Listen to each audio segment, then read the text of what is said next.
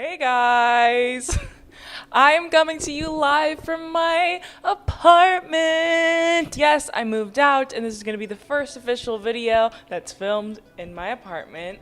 This is not going to be my office. This is not where I'm going to be filming at all. My office is getting ready right now. I'm ordering a bunch of stuff for it. It just hasn't come in yet and it's too bland to film in there. Granted, this is giving IKEA, like this is not giving the most fun background ever, but here we are. I'm also on a new camera and it's just like very much big girl moves. It's very like on to bigger and better things. Today we're going to be doing a long-awaited Stranger Things video. This is not gonna be a video on season 4, but season 4 is coming really soon after this. I will be doing a video, a full commentary review situation for season 4, volume 1 and volume 2 once they come out. I'm working on the volume 1 right now. Today we are going to be going over all my thoughts on season 1 through 3. If you didn't know, back whenever I didn't even have like 10,000 subscribers, I actually did full episode commentary tracks, full episode commentary videos on Stranger Things season 2. The real ones know. The real ones know that I was sitting in my room. I was a crazy Lucas Max shipper. Like I was obsessed. I was like tearing up when Bob died. Like it was a big moment for me. Also, whenever I was filming those Stranger Things reactions, part of the reason why I continued making videos was because I was having so much fun making those Stranger Things videos. So, if anything, I owe a lot of my YouTube passion, my YouTube career, if you will, a career move to Stranger Things because it actually helped me get really motivated to keep making videos. So ever since season 4, volume 1 came out, I have been rewatching the first 3 seasons and just kind of getting a little bit of a recap, going back to my favorite parts, seeing what was good, how the characters changed, and now I just have a lot to say about the entire show, like all of it. This is not going to be an in-depth conspiracy theory video. This is not going to be like me theorizing what could be happening in season 4, volume 2. This is not going to be some in-depth on the plot and the world building of the Upside Down and all that. This is going to be talking about a show. This is going to be girl talk talking about a show. If you don't want to girl talk about a show, then this is not the segment for you. This is going to be full girl talk, gossip, like literally all the opinions you probably don't care about. That's what this is gonna be. So as we know, Stranger Things came out the summer of 2016. It took the world by storm. It became an instant hit. Everyone was talking about Stranger Things. Oh, are you watching Stranger Things? Oh, have you heard of that new show called Strangers or Stranger Things or Things the Thing? Oh my god, everyone's dressing up as the whole Stranger Things gang for Halloween. It's like world domination, Stranger Things domination is going on through the country, through the world, right? It was a show that was dark, but it was also funny. It brought out some grand new talent, and it also shined a light on some overlooked talent as well. Almost everyone I know that has been like, oh, like, you know, whatever, Stranger Things this, like I'm not into it. They have soon ate their own words because they soon after love it and they're talking, I'm binging Stranger Things, I love Stranger Things, and I'm like, that's what I've been telling you. But to be fair, I was one of those people. I was exactly one of those people that was like, oh, like Stranger Things just like isn't for me. Like I just like don't care about aliens, even though it's like not what they are. Like I know it's like categorized like this alien like sci-fi show, which it like definitely is. That just like wasn't like, I don't know why it got categorized as like an alien show, because it's just like built different. It's just like built different and better. Since that year, Stranger Things has, like I said, took over the world. It's become the hit summer show. Everyone waits each summer for Stranger Things to drop because it just is. It's such a moment in time to witness a Stranger Things season drop. Everyone's talking about it. It's drama, and it's one of the shows that has a lot less discourse around it than say like Euphoria. Like Euphoria, the entire timeline is fighting. But Stranger Things is a little bit more calm, and it's the most expensive show to ever be made. Season 4 is around $30 million an episode, which is absolutely insane. And in my opinion, a little bit over the top, might I say. I think it's a little bit over the top. I don't think that 30 million per episode is like needed. So like I said, this is gonna be girl talk. We're gonna be girl talking it right now. We're just gonna be like talking about Stranger Things, like how I would with my girls. I absolutely love the first season, and I went back and watched it, and I still think it is like the best season. It is just such a well-built story and a well-built world. It doesn't reveal too much that everything is obvious, but it's also not that opposite end where it leaves questions that never get answered and that are just being vague to be vague. Euphoria. There's something in my throat. I love getting introduced to the characters, especially the babies, especially when seeing everyone so young. It's so cool. The sun is setting and I'm literally gonna kill myself. And I love the format that they used for the first season and how they apply it to each season. I think it's really nice, and it makes the world seem less confusing. That's the one thing I love about Stranger Things, is that like a lot of the times if you try to like watch new shows about sci-fi or supernatural things, you can get really confused with the world, you can get really confused with the boundaries, with the questions, with the terminology, and I think Stranger Things does a brilliant job at that. And I love the reason why is because it's like they're kids figuring this out, so it's pretty simple for viewers to understand, and I love it. And I love the format through the seasons where it all ties into their game. I think it's so brilliant. It was something that I didn't even really pay attention to that much whenever I first started watching, and I was like, oh, it's just D&D, like it doesn't even matter, it's Dungeons and Dragons, like I literally don't care. I don't care. But in Stranger Things, I think it does a really good job at still explaining enough to where the viewer understands without over explaining, where it's like feeding you the plot, if that makes any sense. Because I am such a piece of shit because I will criticize something, but then I'm like, don't do the complete opposite. Like, make sure you're like in the middle, in the perfect middle spot, because that's what I like. That's what I like. Don't over explain and don't under explain. Explain it just the right amount, or else. I think my favorite part of season 1 was, honestly, my favorite part of season 1 has to be the gang, like the OG gang. I don't really care about, this is gonna sound mean, I really don't care, like I don't have like that much of a care for like the whole Nancy, like the older teenagers. Like I don't know why, it just doesn't interest me as much as I thought it would. My opinion changed on that in season 4, but like, you know what I mean? The one thing that I absolutely hate that they did throughout the seasons is the disgrace that they did to Will freaking Byers. Seeing his character go from like main to like such a side character is breaking my heart, actually, because season 2, he was acting his heart out. Why am I tied up? Why am I tied up? Why am I tied up? Will, why am I tied up? Like, he was phenomenal. Like, I remember thinking like Noah Schnapp is like the showstopper of season 2. I know everyone loves Millie Bobby Brown, and I love Millie Bobby Brown, but I think Will's character in season 2 was just like, I could not take my eyes off him. I thought he did such great performances, and it kills me that we get to season 3 and he starts like fading out, and I get to season 4 and it's like, we're not talking about season 4. We're not talking about season 4. And I feel like I'm seeing the same thing with Elle. Because Elle was like she's like the main character.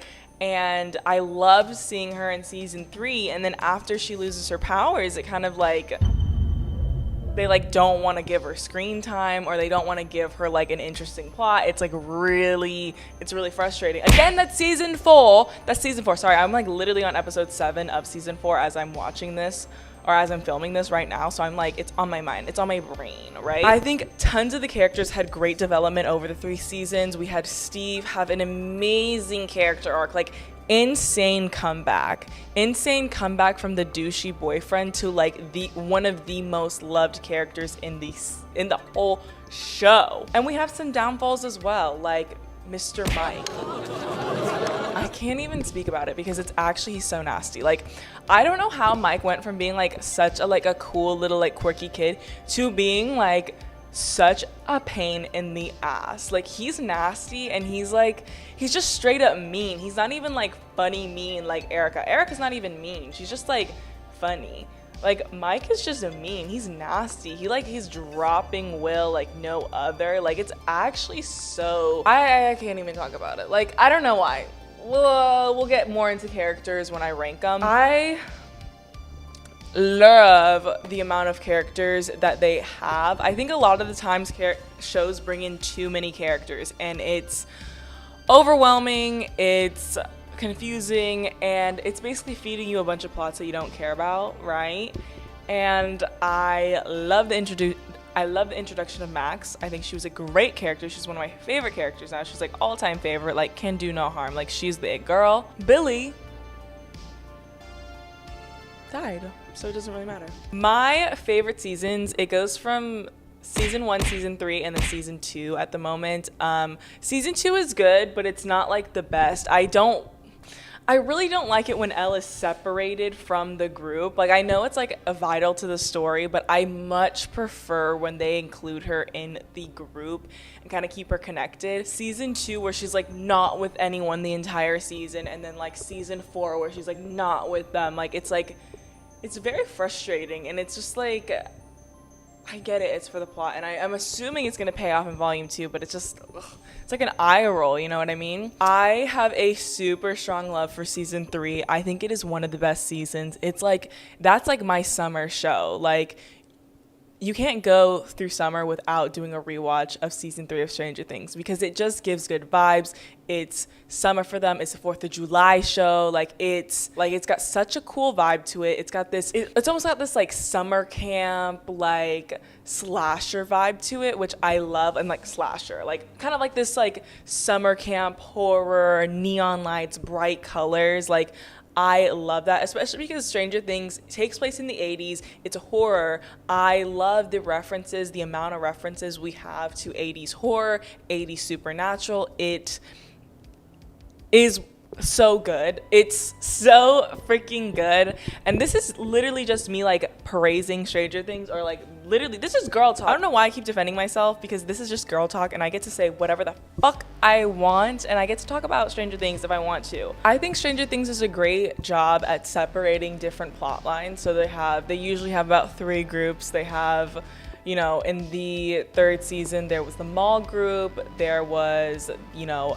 Eleven's group, and then there was the parent group, and then there was Jonathan and Nancy, and then they kind of combined Jonathan and Nancy with like the 11 group, and then it just kind of like, it all came together seamlessly. I think we've been missing something, and I think that's it. I think the separation, the major separation between like parents and children is like weird. And it's also weird because it's like, you're on your 3rd time of doing this, and you still don't realize that like you guys should probably talk to each other, because you guys probably have some sort of insight on it. You know what I mean?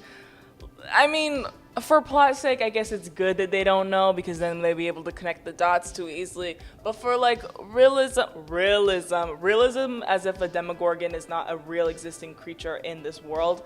But like, I don't know, like I feel like after the 3rd time of like dealing with this, like after like being attacked by things from the upside down, you would get with it, and you would be like, let me call Hopper first. Let me call him first and maybe see what he's dealing with, right?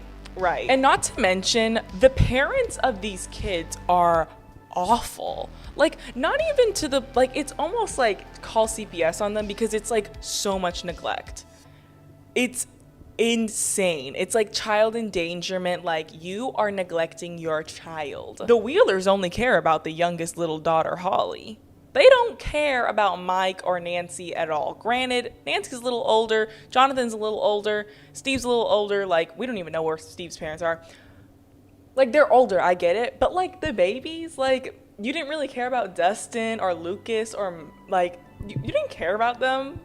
They're just running, roaming, like, literally doing God knows what.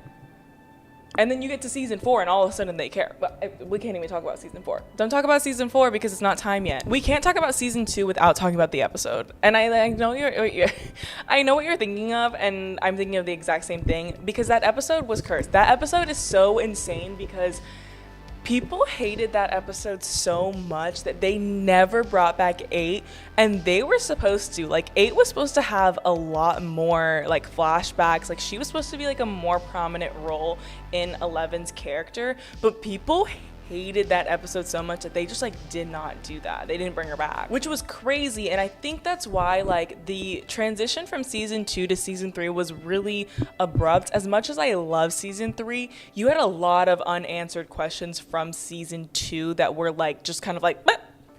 Like, yeah, 11 like went off and went, she was emo for a second with 8, and she met people like her, and then bye. Like, she doesn't care. Like, she literally doesn't care. She went all that season searching for her mommy, and then like she like literally doesn't care. Like, she can't, she doesn't even, she's not even thinking about it. She has a boyfriend, she's kissing, and like honestly that's such a middle school thing to do, but like come on, like she like, and now it's all coming back, which is like fine that it's all coming back now in season 4. It would have made a little bit more continuity sense if they added a little bit of that stringed into season 3, which I think they did. They didn't. I'm such a big fat liar because they just like didn't. I was gonna try to give them the benefit of the doubt and be like, yeah, they like strung it like a little bit, like very slightly. Like they just like didn't. They like acted like that episode with number 8 like just didn't happen. Now I'm gonna get into ranking characters because I feel like I'm talking in circles and I'm not really making any sense, but that's girl talk. If you don't like it, do you have an issue with women? Be honest. If you don't like the girl talk format, do you have an issue with women speaking? Let's get into ranking characters because this is where like all my hot takes are going to come out and you guys are going to absolutely hate me. So to rank these characters, I'm just going to be using the tier maker that I found this list. I'll leave a link in the description. You guys can send me your list. And these are just characters up until season 3. So just bear with me. The first character up here is Barb. And I know the weird need to bring Barb back or to save Barb was like kind of uncalled for. And like, I didn't really get it, and I thought people were like joking. I thought it was a big fat joke to like for when people were like save Barb, like bring Barb back. Like I just didn't care, and to be honest, I feel like the people in the show didn't really care either. Meh. Like she wasn't bad, but she wasn't like enough for me to be like, oh my god, like I need this character back. You know what I mean? Billy, that's terrible. Like before he even got like possessed like by the flayer, like he was a dick. Like I really don't care if you get possessed because you were racist, a bully, an abuser. Like he was awful. Like the way he treated Max, the way he treated Lucas, like it was insane, and I felt absolutely nothing for him when he passed. Like I wish I was the one to do it. I wish I was the one. I wish I was the mind flayer at that point, and I literally stuck my tentacle through him. Next up is Bob. I loved Bob in the season. Like I almost cried when he died. So good, but he wasn't like someone that I'd be like, oh my god, I need back now. Like he was good for his time being, and like slay, like that's a boots the slay house, like that was good. Like he served his time, and now it's like Joyce kind of like never really cared afterwards. The way Joyce didn't care about Bob dying, and then like no one cared about Barb dying. Like there's like some characters but people just like don't care. And mind you, no one cared about Billy freaking dying except for Max, which like it's obviously like because Max had trauma associated with Billy, but like literally in season 4 like no one else cares. Dustin is the best of the best. He's like the OG boy. Like he reminds me of Data from the Goonies. Like he's just very cute, and he just like knows what he's doing, and everyone doubts him, but he like knows his shit. Like they try to act like he's dumb and he's just a goofy little boy, but he's actually a freaking smart freaking boy. Like I love it, and he's so cute, and he's just like very consistent. Like I love a consistent character that doesn't like flip on me too much. But I will say, I won't even talk about it because that's a season 4 opinion. This is season 3. Elle is best of the freaking best. Like superior character. Like she is the one. Like I love Elle so much. Like I don't even think that she could do anything wrong. And I am just amazed by Millie Bobby Brown every single performance she does because it is so amazing. Like her performances like make me tear up because she is so freaking good, and it's like absolutely like it makes my like jaw drop when I'm watching her, because I cannot believe someone of that like age could be capable of such talent. And I know I'm like literally gooing all over her, and you're probably like, literally there's so many child actors, but she just like has something. She's so amazing, and I love Elle. I think Elle is an amazing character, and I like need more of her now, because season 4 is lacking Elle, and like that's your freaking best character. It's your freaking best character. Where is she? That's why I love season 3, because she's in it like a lot. She's in it a lot. Erica, best of the best, literally hasn't done anything wrong, very good at bargaining, knows what she wants, and is watching herself at the end of the day. And there is something so entrancing and enticing about a character that will backstab anyone to save themselves at the end of the day. Hopper, best of the best. Whenever he took an L, that was like that solidified it for me. Like season 1, I liked him, and seeing his backstory, I was like, killed me. It actually killed me. But season 2, when we really got to see a lot more of his character with Elle, sold. Like actually so sold. Like it's one of my favorite parts about the show. Like family dynamics in the show are one of my favorites. Like to see Hopper and Elle become a family, to see the Byers family, like to see Max have this found family within the friend group. Like it is all so meaningful, and it just does it for me. I think it's one of the strongest points about the show, and you can see the characters that really thrive well under that family dynamic role and where they don't. Will and Jonathan and Joyce are characters that thrive best when they're in that family dynamic. I like Jonathan. I don't love Jonathan. Jonathan is good. Like, he's all right, but he doesn't really shine unless, in my opinion, when he's really with his family. I loved him in season 1, this kind of back and forth he has with his mom, where he's like begging her to like stop trying to find Will because it's like hurting him so much. This relationship he has with his brother in season 2, like I said, I think he thrives best under the family dynamics role. Robin is the best. I'm gonna put her at fantastic, because I feel like I'm gonna put her best of the best after season 4, but she is fantastic. She is really amazing to watch. Like she just has a really good, like awkward, dare I say quirky persona in the show, and I think it adds a really good element, and I think it adds a nice juxtaposition between Steve and Robin and Dustin. I think it's like all really great. She's a good character, and I love Maya Hawke, and I really want to see her in so many more things, especially horror things, because I freaking love her. I'm just gonna put her at meh, because I'm gonna be honest, I didn't have this like strong hatred for like her as everyone else, but like she just like, I'm not gonna put her at good. I didn't love her that much. The Byers dad, he was like an ass. And if that's even him, I can't even really tell. Lucas, the best of the best. He is one of the most underrated characters on Stranger Things. Don't get it twisted. He has the best love dynamic with Max. Don't get it twisted. I'm not playing with you guys right now. This is what I'm talking about. Like I'm actually talking about this. Like I feel like he's still serving that side role. I really want him to be pushed into the spotlight a lot more, because I think he has a lot to his character that will be great to see. Max, best of the best. She has been the best of the best since she stepped on my screen. I'm not kidding. I love Sadie Sink like so freaking much. I think she's so talented, and I just love her character. I think she's so charming. I loved seeing her with the boys in season 2 and kind of being like, these are really dumb boys. Even though she's kind of like this tomboy, she was so like, you guys are like literally idiots.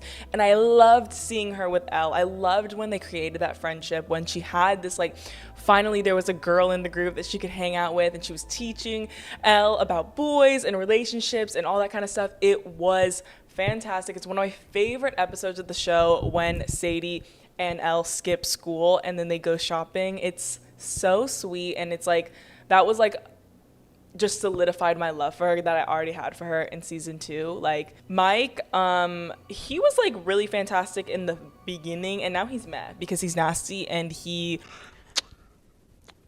It's not my fault you don't like girls. Oh, you're evil. You're actually evil, and like that's why I can't even. I don't even need to explain.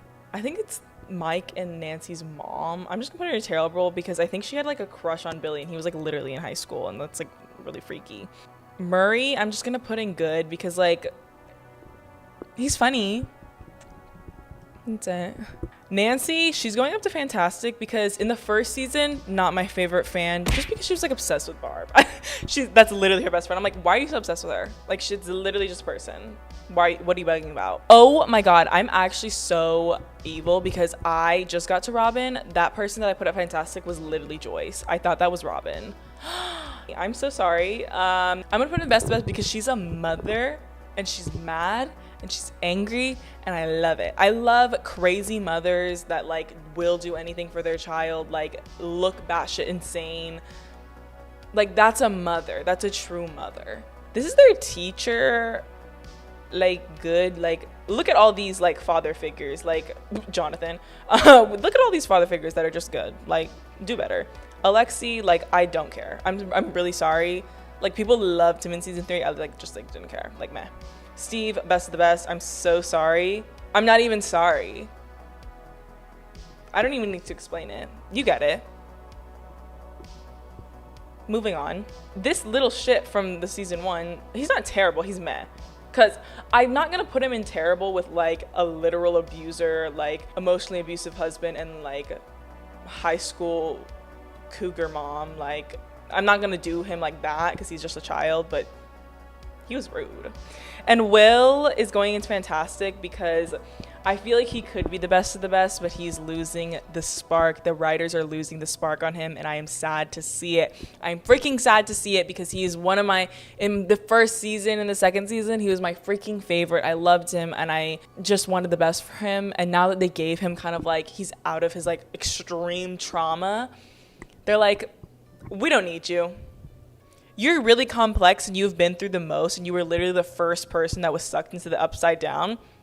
Bye. Like, actually, like, that's so not okay. I'm like over it. Like, I can't even, like, I hate it because I love Will and I think there's so much to do with his character, and I feel like part of the reason why they kind of pushed him aside was because he had so much forefront. But I feel like you don't need to like push him to like freaking background actor for like you to like put some other actors to the forefront and other characters to the forefront. Everyone has really strong opinions on Stranger Things characters. These are mine. I feel like this is like not too hot of a take for me, but like let me know what you guys think. I have so many thoughts about season 4 and I will get to them in my season 4 video. So we are cutting off this video very abrupt, no conclusion, no wrap up thoughts on the season, because we're going to be going into season 4 where we can talk about season 4 in its entirety and give all my opinions on it. And I already let some of my opinions slip out right now. I will see you guys very soon for the season 4 volume 1 video. I hope you guys like this video. This was just to hold you guys off and to let you guys know my thoughts on Stranger Things before I release my season 4 video. Thank you guys so much for watching. I hope you enjoyed. Tweet at me your thoughts about Stranger Things. I love talking about Stranger Things with you guys on Twitter. I think it's very fun. Comment down below your opinions on season 1, season 2, season 3, literally any thoughts. This is girl talk. It doesn't have to be structured. It doesn't have to be well thought out. It can literally just be girl talk in the comments. Leave your comments down below. I would love to read your thoughts on Stranger Things because it's just one of my favorite shows and I would love to discuss it with literally anyone. So leave all your comments. Thank you guys so much for watching again. I will see you guys very soon for the season 4 video. Bye.